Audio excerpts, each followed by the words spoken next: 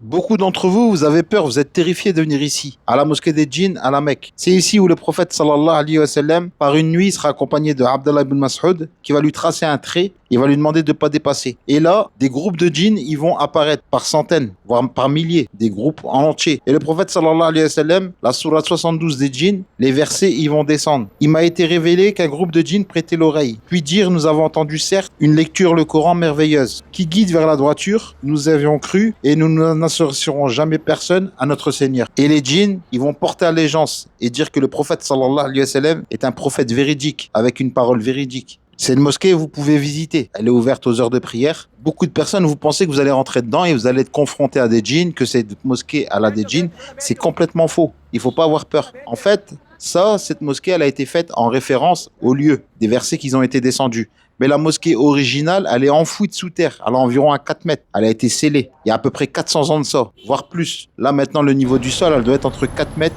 et 6 mètres avec les rénovations des rues qu'il y a eu.